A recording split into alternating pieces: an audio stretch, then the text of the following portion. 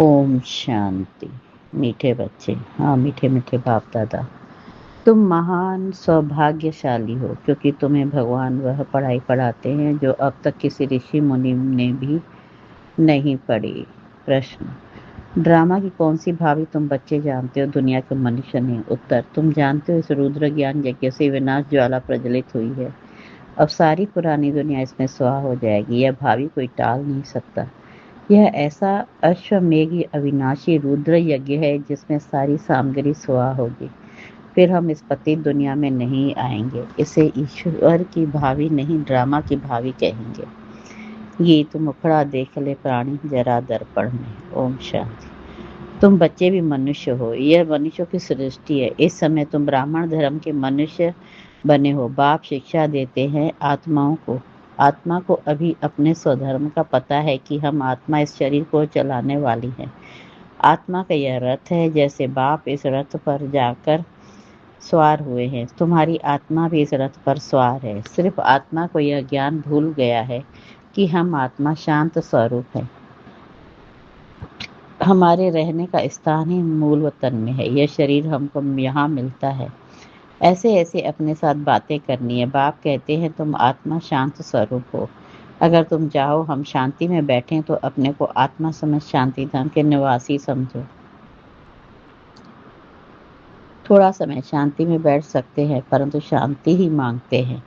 मन को शांति चाहिए, यह आत्मा ने कहा, परंतु मनुष्य यह नहीं जानते हैं कि मैं आत्मा हूँ। यह भूल गए हैं। एक कहानी भी है ना, रानी के गले में हार पड़ा था और ढूंढती थी बाहर। तो बाप भी समझाते हैं शांति तो तुम्हारा स्वधर्म है।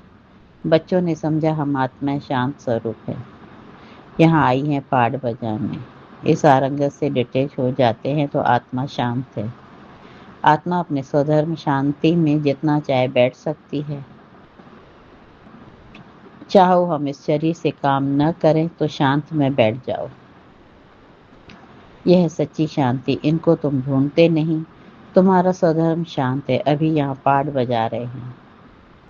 बाप द्वारा मालूम पड़ता है हमने 84 जन्म का पाठ बजाया। इन 84 जन्मों के चक्र का कोई को पता नहीं, सिर्फ तुम बच्चे ही समझते हो। पहले हम सूर्यवंशी राजा व प्रजा थे, फिर चंद्रवंशी, सो वैश्यवंशी, सो शूद्रवंशी बने। अब फिर से हमको सूर्यवंशी बनना है। तुम बच्चे सृष्टि के आदि मध्य अंत को जान गए हो। तुम कितने सौभाग्यशाली हो। बाप तो यथार्थ बात समझाते हैं। यह है ही सदगति मार्ग। यह समझाना है कि ईश्वर का सदगति दाता एक है। अभी जान गए हो। हमको बाबा आकर 21 जन्मों के लिए सदगति प्राप्त करा रहे हैं। बाहर वाले मनुष्य इन बातों को जानते ही नहीं। तुम ब्रह्म कुमार कुमारियां ही जानते हो। कोई पूछते हैं तुम बीके क्या जानते हो। परीक्षा तो होनी चाहिए कि ब्राह्मण व ब्राह्मणी है व नहीं। अगर तुम ब्रह्मा के बच्चे हो तो सृष्टि चक्र को जरूर जानते होंगे। बाप रचयिता को जानते हो। ऋषि मुनि आदि तो रचता और रचना को जानते ही नहीं, तो गोया नास्तिक ठहरे। तुम भी नास्तिक थे। तुम भी रचता बाप और रचना के आदि मध्य अंत को नहीं जानते थे। स्कूल में पहले अनपढ़ ही आते हैं, फिर कहेंगे स्कूल में यह पढ़ा है। अभी तुम हो ईश्वरी पढ़ाई में। परमपिता परमात्मा तुमको पढ़ा रहे हैं। यह बुद्धि में समझना चाहिए। रचता तो एक शिव बाबा ही है। रुद्र ने ज्ञान यज्ञ रचा, यह शास्त्रों में भी है। अब रुद्र और शिव परमात्मा में फर्क तो कोई है नहीं। यह भी है कि रुद्र ज्ञान यज्ञ से विनाश ज्वाला निकली। सिर्फ रुद्र शिव को की जगह श्री कृष्ण का नाम डाल दिया है। वह गीता कहते हैं इस ज्ञान यज्ञ से विनाश ज्वाला प्रज्वलित हुई। तो स्वराज के लिए यह ज्ञान यज्ञ है। इसमें पुरानी दुनिया स्वाहा होनी है। यज्ञ में सारी आहुति अर्थात सामग्री डालते हैं, सब सुहा कर देते हैं। तो इस रुद्र ज्ञान यज्ञ में सारी पुरानी दुनिया स्वाहा हो जाएगी। तुम अब राजयोग सीख रहे हो। इस पति दुनिया में फिर आएंगे नहीं। यह दुनिया फिर खत्म हो जानी है। तुम जानते हो नेचुरल कैलेमिटीज आदि सब होंगी। यह सारी नाले तुम्हारी बुद्धि में बैठना चाहिए।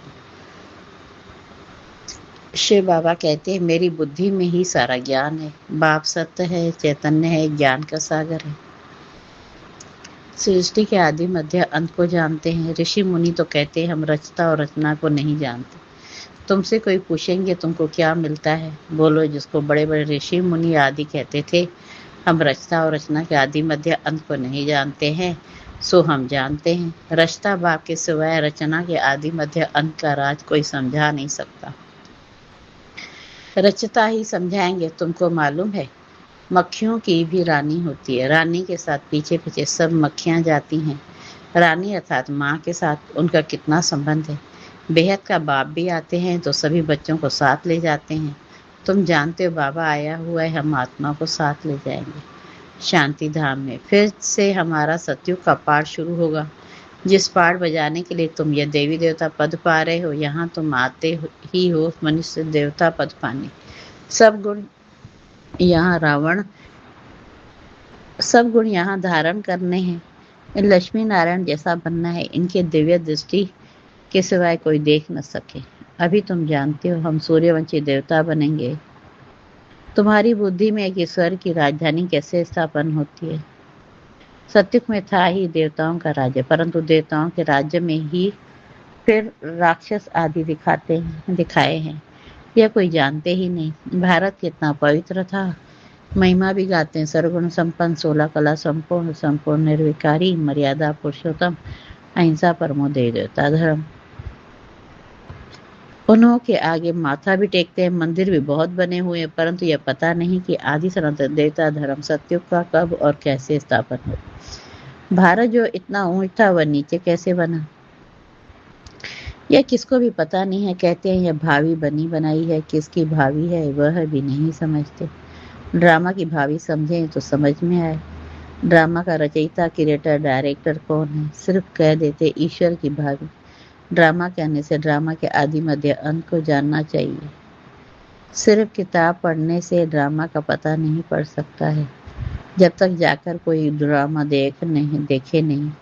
जैसे अखबार में भी पढ़ा था, एक श्री कृष्ण चरित्र का ड्रामा बना हुआ है, परंतु देखने बगैर कोई समझ थोड़े ही सकता है। देखेंगे तब समझेंगे ड्रामा में यह सब होना है। तुम बच्चे भी ड्रामा को अभी समझते हो। मनुष्य कहते हैं वर्ल्ड की हिस्ट्री जागृति का यह चक्र फिरता रहता है, परंतु कैसे फिरता है यह तो किसको पता है नहीं। नाम भी लिखे हैं, सतयुग, त्रेता, द्वापर, कलयुग, फिर संगम युग, परंतु मनुष्यों ने समझ लिया है युगे युगे आते हैं। सतयुग त्रेता का भी संगम होता है, परंतु उस संगम का कोई महत्व नहीं है। वहां तो कुछ होता नहीं। यह बातें तुम जानते हो। सत्युगी सूर्यवंशी ने फिर चंद्रवंशियों को राज्य कैसे दिया। ऐसे नहीं कि चंद्रवंशियों ने सूर्यवंशियों पर जीत पाई, नहीं। जो चंद्रवंशी का राजा होता है तो सूर्यवंशी राजा रानी उनको राज्य भाग का तिलक दे तख्त पर बिठाते। राजा राम, रानी सीता का टाइटल मिलता है। किसने दिया, कहेंगे सूर्यवंशियों ने ट्रांसफर किया। अब तुम राज्य करो। जो सीन तुम बच्चों ने साक्षात्कार में देखी है, बाकी कोई लड़ाई आदि नहीं लगती है। जैसे किसको राजाई दी जाती है वैसे देते हैं। उनके पैर आदि धोकर उनको राज्य तिलक देते हैं। वहां कोई गुरु गोसाई तो होते नहीं है। अब तुम बच्चों की बुद्धि में हम देवी स्वभाव वाले बनते हैं। सूर्यवंशी चंद्रवंशी राज्य में हम कितने सुखी होंगे। बाबा हमको दुख से निकाल सुख में ले जाते हैं, और कोई सुखी बना न सके। साधु लोग खुद भी चाहते हैं हम शांति धाम में जाएं। बाप कहते हैं मैं इन साधु आदि का भी उद्धार कर सबको वो शांति धाम में ले जाता हूँ।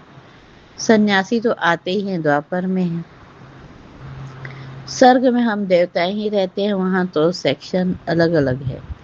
सूर्यवंशियों का अलग, चंद्रवंशियों का अलग, फिर बाद में इस्लामी, बौद्धि, सन्यासी आदि जो भी आते हैं सबका सेक्शन अलग अलग बना हुआ है। जब हम राज्य करते थे तो दूसरा कोई था नहीं। मूल वतन में भी ऐसी माला नंबरवार बनी हुई है। आदि सनातन देवता धर्म वालों की है। पहले बिरादरी, फिर और बिरादरियां निकलती हैं। यह बिरादरी है बड़े से बड़ी, और दूसरे जो धर्म स्थापक आते हैं सब उनसे निकले हुए। तुम कहेंगे इस्लामियों की है सेकेंड नंबर बिरादरी, फिर बौद्धियों की बिरादरी थर्ड नंबर, हमें फर्स्ट, बाकी हद की और छोटे छोटे जो लाखों होंगे। यहाँ मुख्य है 4 बिरादरियाँ। पहले पहले हम आते हैं, फिर इस्लामी, बौद्धी, क्रिश्चियन आदि आते हैं। अभी हम नीचे गिर गए हैं। हमको ही 84 जन्म ले पाठ बजाना पड़ता है। जो अभी लास्ट में है वही फिर फर्स्ट में होंगे। देवी देवताएं अब पतित होने के कारण अपने को देवी देवता कहला नहीं सकते। देवताओं को भी पूजते हैं। हमने इससे सिद्ध है उन्हों के बरादरी के हैं। विश्व लोग गुरु नानक को मानते हैं। सिख लोग गुरु नानक को मानते हैं, उनकी बरादरी के हैं। सतयुग में पहला नंबर हमारी बरादरी है। उनसे ऊंच बरादरी कोई होती नहीं। ये ऊंच बरादरी वाले हैं। हम सबसे जास्ती सुख भोगते हैं, फिर वही कंगाल बनते हैं। सबसे जास्ती दुखी यह है। कर्जा भी यह लेते रहते हैं। कितने साहूकार थे, अभी कितने गरीब हैं। सब कुछ गंवा बैठे हैं। यह है ही दुख धाम। अब बाप फिर तुमको सुख धाम का मालिक बनाते हैं। बाकी सब चले जाएंगे शांति धाम। आधा कल्प तुम सुख भोगते हो, बाकी सब शांति में रहते हैं। चाहते भी हैं हम मुक्ति में जाएं। सुख को काग विष्ठा समान समझते हैं। उनको सुखधाम का अनुभव ही नहीं। तुमको अनुभव है, महिमा भी गाते, परंतु पतित होने कारण भूल गए हैं। अब बाप याद दिलाते हैं, हे भारतवासी, तुम देवी देवता धर्म के हो। द्वापर से नाम बदली कर दिया है। देवता धर्म वाले ही पतित बन गए हैं। गाते भी रहते हैं, पतित पावना। और बाप ने बताया है, तुम कितने जन्म पावन दुनिया में थे, कितने जन्म पतित दुनिया में हैं, और फिर पावन दुनिया में जाना है। यह पाठशालाओं की पाठशाला है। यज्ञों का यज्ञ है। सारी दुनिया इसमें खत्म होनी है। होलिका जलाते हैं। यह सब पर्व अभी के हैं। आत्मा चली जाएगी, बाकी शरीर खत्म हो जाएंगे। यह नॉलेज कोई सन्यासी आदि दे न सके। गीता में कुछ है, परंतु आटे में लूण नमक ज्ञान प्राप्त प्राय लोप हो जाता है। शिव बाबा कहते हैं, हमने ये यज्ञ रचा है, इसमें तन मन धन सब सुहाग करते हो, जीते जी मरते हो। यह ज्ञान तुमको अभी मिल रहा है। अच्छा, मीठे मीठे सिक्के लदे बच्चों प्रति माता पिता बाप दादा का याद प्यार और गुड मॉर्निंग। रूहानी बाप की रूहानी बच्चों को नमस्ते नमस्ते नमस्ते। और हम रूहानी बच्चों की रूहानी बाप पिता बाप दादा को याद प्यार गुड मॉर्निंग नमस्ते नमस्ते नमस्ते। शुक्रिया बाबा, शुक्रिया आपका बहुत बहुत। पहली पॉइंट धारणा की, सुखधाम में जाने के लिए अपना देवी स्वभाव बनाना है। ड्रामा के आदि मध्य अंत के राज को बुद्धि में रख हर्षित रहना है। सबको यही राज समझाना है। दूसरी पॉइंट, स्वराज लेने के लिए इस बेहद यज्ञ में जीते जी अपना तन मन धन सुहाग करना है। सब कुछ नई दुनिया के लिए ट्रांसफर कर देना है। वरदान, अपने मस्तक द्वारा तीसरे नेत्र का साक्षात्कार कराने वाले सच्चे योगी भव। अपने मस्तक द्वारा तीसरे नेत्र का साक्षात्कार कराने वाले सच्चे योगी भव। यादगार में योगी मस्तक पर तीसरा नेत्र दिखाते हैं। आप सच्चे योगी बच्चे भी अपने मस्तक द्वारा तीसरा नेत्र का साक्षात्कार कराने के लिए सदा बुद्धि द्वारा एक बाप के संग में रहो। एक बाप दूसरे हम, तीसरा न कोई। जब ऐसी स्थिति होगी तब तीसरे नेत्र का साक्षात्कार होगा।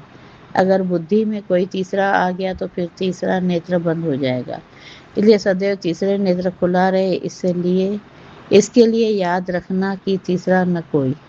स्लोगन, प्रश्नचित बनना अर्थात परेशान होना और परेशान करना।